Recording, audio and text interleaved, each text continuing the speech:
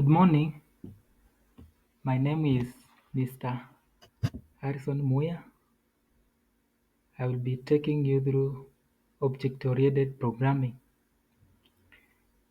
In basic terms, programming means to give computers instructions, to tell it to do something, to give an output, giving it an input, and maybe giving you an output. For this course, you will learn the definition of object-oriented programming. We'll check examples of object-oriented programming languages. Then I will show you some two features and main features of object-oriented programming. And then later on in the class, we are going to check and write a Python code. Then we learn it online. We'll not be able to install a code editor and all those environments, but we'll be able to run it online. So can we start with the definition? So what is object-oriented programming?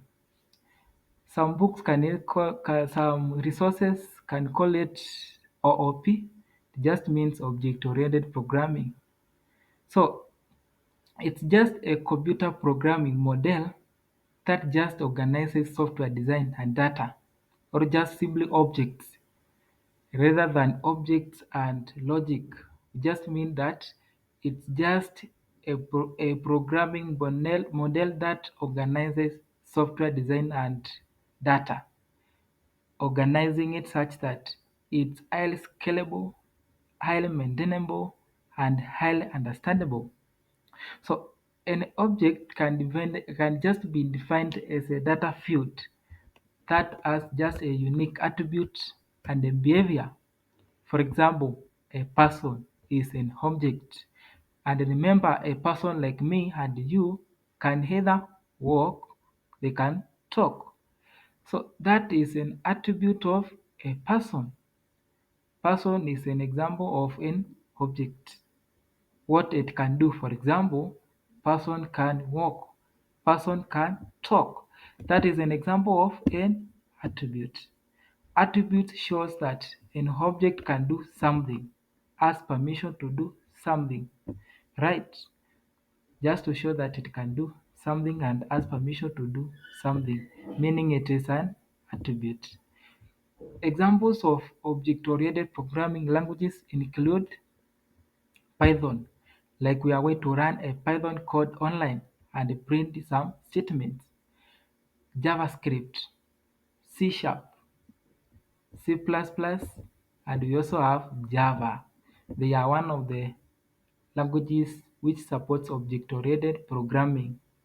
Dynamic applications or apps are made up of JavaScript, Java, and Python. They are similar in syntax, but later on in the tutorial we can see that they are different programming languages requiring different environmental setups. Now, what are features of an object-oriented programming language? Object-oriented programming languages are highly known for supporting inheritance and encapsulation. Now, for these features, they are very vital in product design and models construction, and we shall be able to see them later on in the course. Sample print hello world statement. We are going to proceed to this website here online. Let's navigate to the website. This is the website. Can we print a statement that will show, for example, we always use the print keyword whenever you want to print something on the screen using Python. For example, I can say print my name. My name is Harrison Mwenda, like that. Then I can hit the run button here. If I hit the run button, you can see it prints my name. And I can show you something called a variable. Instead of putting the name there inside the parentheses, I can say name. In Python, we use name. Variable is named, like for example, I can say name is equals to initialize it to Harrison Mwendwa, like that. Then we just pass the name here, the variable name. We pass the variable name there. We just print the same result.